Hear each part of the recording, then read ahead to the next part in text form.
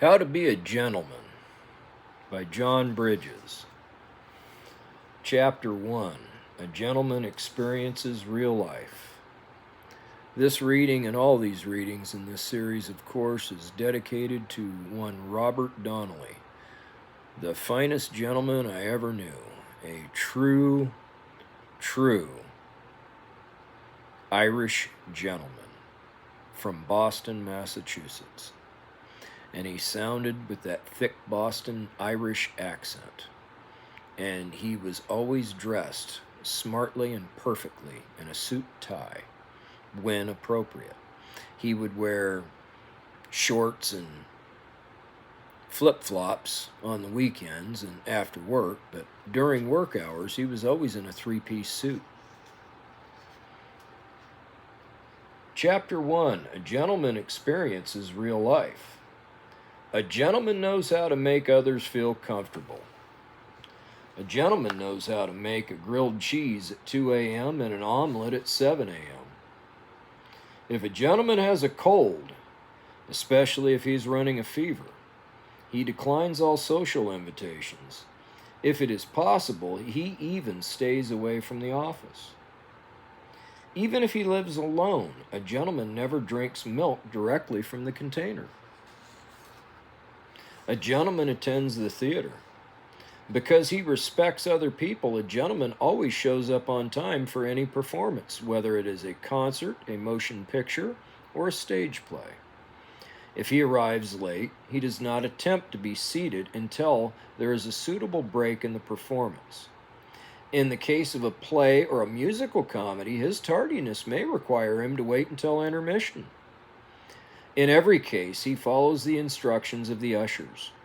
If he behaves himself, a gentleman knows a kindly usher may quietly slip him into a seat on the back row.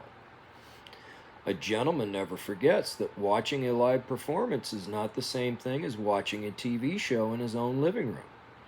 He does not talk during the performance, even during the very loudest music or sound effects. He does not shift about in his seat unnecessarily, and if he has a tendency to cough, he always carries a cough drop.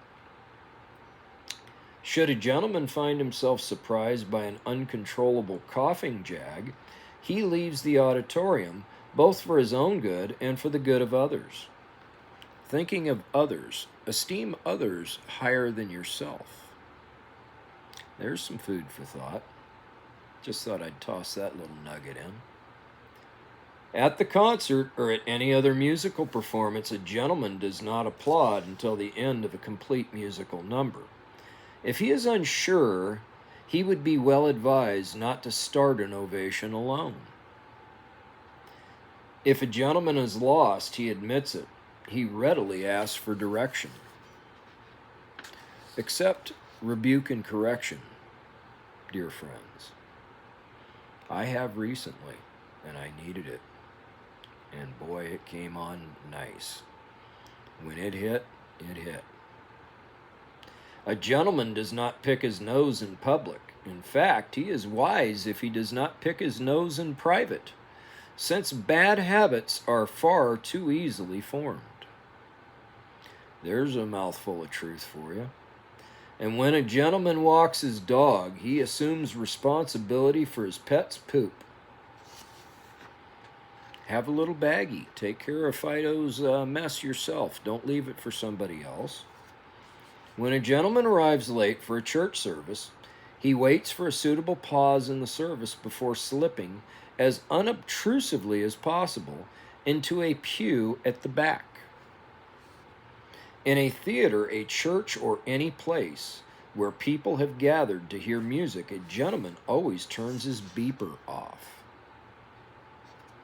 And I think we're going to leave off there, and we'll pick off with a gentleman attends a wedding will be a first topic of our next discussion. I want to keep these things light and keep them to about 5 minutes each.